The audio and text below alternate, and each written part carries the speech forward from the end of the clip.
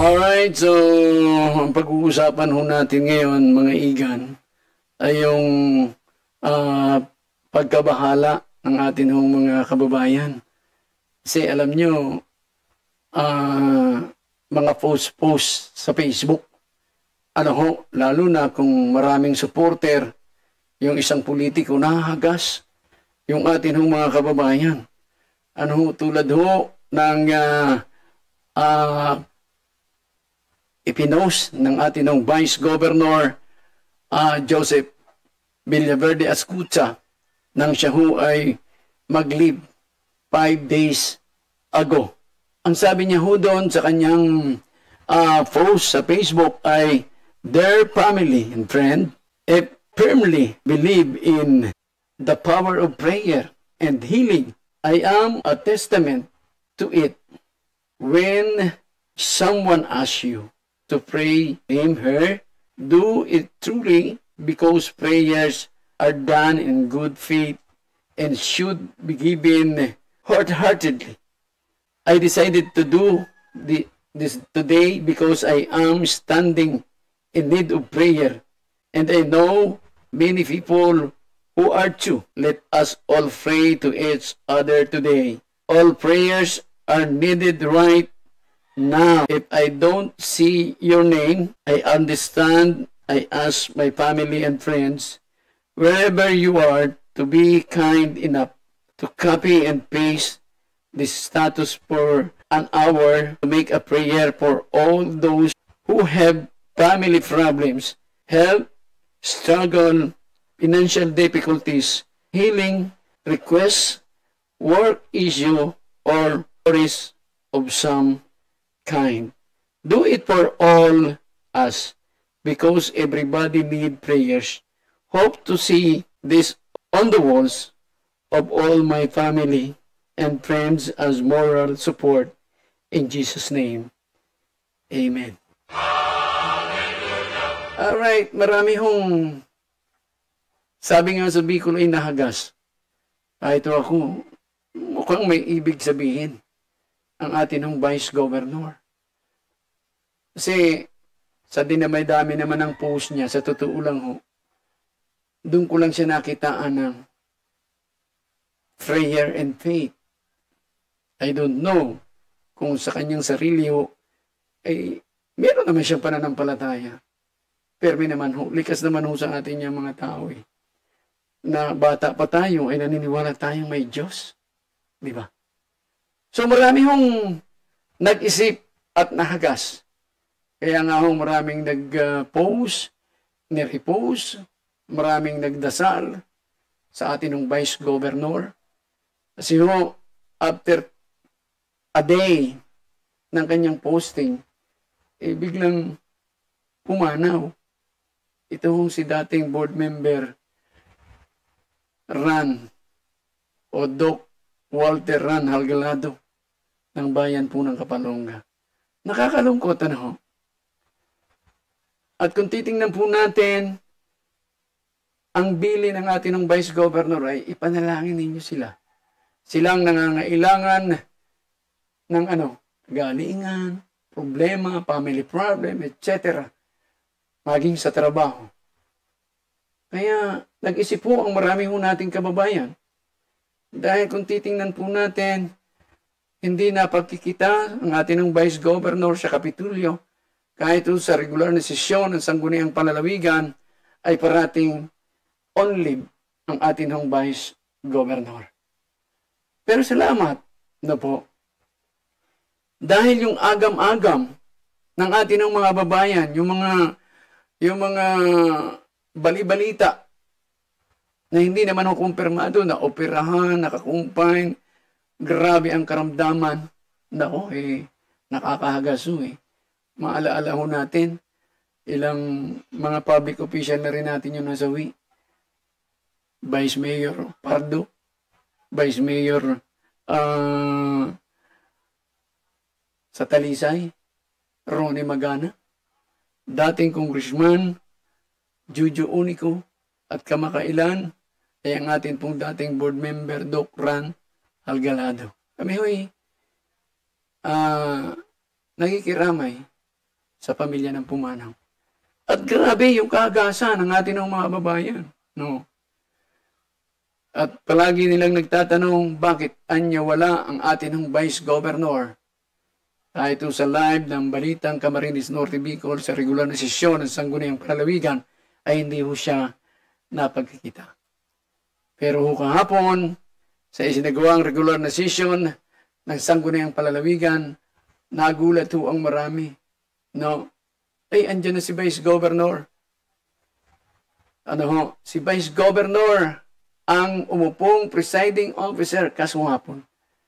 Kaya naman ho, marami hong kababayan natin ang nabunutan ng tinig, ang nawala yung mga alalahanin, sapagkat nandyan man pala ang atin hong Vice Governor. Welcome back no, sa iyong trabaho, Vice Governor. At minarapat po nating kunin yung kanyang panig. Ano ba talaga? Ano ba talagang dahilan at ikaw ay nag-leave, na-chismis na, may mga posting ka pa, hagas-hagas na. Ano ho, kahit ho yung ilang mga kababayan natin na kaibigang matalik ng ating Vice Governor ay nag-iisip, no, salamat naman. At meron lang naman pala siyang ginawa. Kaya mas maganda pa ho, siya ho ang bigyan natin ng pagkakataon. Salamat kay June Bagwis Avila sa kanyang video panayam sa ating Vice Governor Joseph Villaverde Ascucha. Ay, medyo tumatanda na, senior citizen na. Kailangan ng magpa-executive check-up ng todo. So, kailangan kong magpatingin. Kaya, dapat wala nang senior citizen na tinatawag. Hindi pagdating ng 60 senior citizen. Kaya mag-iisip ka na ngayon ng mga magiging sakit mo, di mong yan. Kaya dapat tanggalin na natin yung 60. Na pag nag-60 kay senior citizen ka na, ikaw ay mahina na. So, well, anyway, nasa isipan ko yun na gano'n. Pero, I'm okay. So, nagpa-check up lang ako ng mga todo-todo. Alam mo na yung asawa ko, doktor. So, hindi napayag na hindi ako pa-check up. Marami akong inasikaso. So, sabi ko sa sarili ko, I think it's high time for me to look after my health. Kasi wala akong ginagawa kung hindi magtrabaho ng magtrabaho. Naisip ko na hindi naman pala todo-todo ng trabaho. Kasi pag puro trabaho ang iniisip mo, ay di mo mapapabilis ang buhay natin. So, we have to relax, we have to take care of our health. And medyo tumaas ang presyon ko, tumaas din ang sugar ko. So, kailangan makontrol. So, okay na ako. Okay naman ako, wala akong problema. Kaya lang sinasabi ko nga, kailangan kong magpatingin, pa-executive check-up. Maraming mga series of laboratories, kung ano-ano. Maraming ginawa sa akin. Para pag 60 ko pero talagang pinakamahirap pa yung painom. Dapat bawal mag-inom, kaya ako demongol na bawal na mag-inom. Nakagat ako ng aso, kaya hindi na pwedeng uminom ngayon. So, kaya kayo mga bata-bata pa, ay demongol pag dumating na kayo ng mga 60 ninyo. You have to take care of your health. Diba? Kasi pag inabuso mo ang katawan mo nung ikaw ay bata pa, ay babalikan ka naman pagdating na pa. Normal na lang sa akin yung mga sesyon. Hindi na ako I expect everything. Hindi na ako nasusurprise. Hindi na ako surprise pagdating sa session. Okay. Hindi kanya-kanya mga agenda sa lahat ng mga politiko. Katiyakan. We have to live with that. Alright. Yun yung pahayag ng ating Vice Governor. Nagbalik na pero parang okay na siguro. No? Okay na, sabi niya. Kaya salamat. Alam niyo, maraming nag-prayer sa kanya. Yung kanyang mga supporter, yung kanyang family, yung kanyang friends. At nahagas nga ni ang balita pa ay naoperahan. Pero salamat naman pala at hindi naman pala. Kundi nagkaroon ho ng general check-up, kailangan natin yun sa atin ng kalusugan. No, lalo na kung ikaw ay malapit ng mag-senior citizen. Isa naman dun sa hindi ka magpapa-check up. Makikita mo acute na yung iyong karamdaman. Ay hirap mo yun. Tulad ko, ako'y magpapa-general check-up din. Kasi malapit na rin ho ang ating dual citizenship. Pero alam nyo, kapapasok pa lang ho kahapon.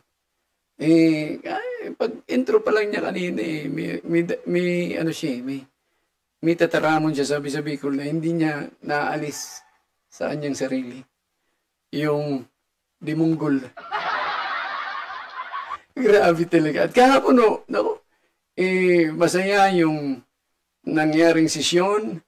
Bagamat may mga conversation, may mga talakayan na kinakailangan ng talunan ng ating magigiting na board member. Ito hong si Dilima, napagtuunan na naman ng pansin sumapon. Institutionalize. Ulitin mo. Institutionalize. Joke lang ha. Board member Dilima. Hindi naman natin yung maitanggi. Naka-live huya ka mo. At alam niyo, isang maganda sa kanyang pahayag sa panayam ng mga taga-media dito po sa atin pong probinsya, yung kanyang sinabi, may plano. Ibig sabihin, thanks sa pangalawang buhay o pangalawang buhay na maayos pa at wala ka palang sakit. Kung mayroon man, naagapan. At may plano ang Diyos. Doon ako medyo na-touch. Kaya pakinggan natin, mga kababayan, ang kanyang mga pahayag. Buhay na buhay, di Monggol yan. Patuloy pa rin po akong mag-serbisyo sa aking mga kababayan. Puging-pugi pa rin, pero naubos na nga ang buhok. You can always see me dito po sa probinsya. And ang Diyos ay meron pa pong gustong ipagawa sa akin. And that's the reason why binigyan niya ako ng second life. Ngayon po ito. Okay, salamat po. Thank you po.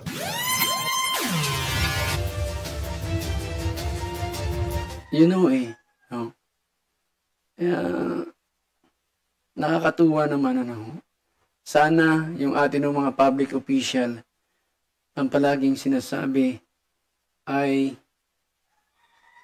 hindi nawawala si God. Hindi nawawala ang Diyos sa ating mga bibig habang tayo naglilingkod sa atin pong mga kababayan. Tama lang yun. Instinct kasi yan ng atin mga kababayan na may mabuting kalooban. Naniniwala na meron tayong Diyos. Na walang ibang magpapagaling ng ating karamdaman kundi ang Diyos. Congratulations, Vice Governor, and welcome back sa iyong muling panunungkulan dito po sa Sangguniang Panlalawigan at sa Pamahalaang Panlalawigan bilang Vice Governor ng ating probinsya. God bless po sa lahat ng mga miyembro ng Sangguniang Panlalawigan sa lahat ng ating mga bukal. Angel Task Signal Partner Store and Cell Phone Repair Shop. Services offered: signal and satellite with free load and free installation, standalone signal box and satellite box, expert cell phone and laptop repair services such as LCD replacement, forgot password issues, no power problems, battery replacement, and more. Contact us at 0928-224-2700 or visit our store located in J. Lucban Street in front of Daet Elevated Plaza, adjacent to the former Times Bakery, and look for Angela Florando Retiro and Marites Retiro. Angel Task Signal Partner Store and Cell Phone Repair Shop at your service.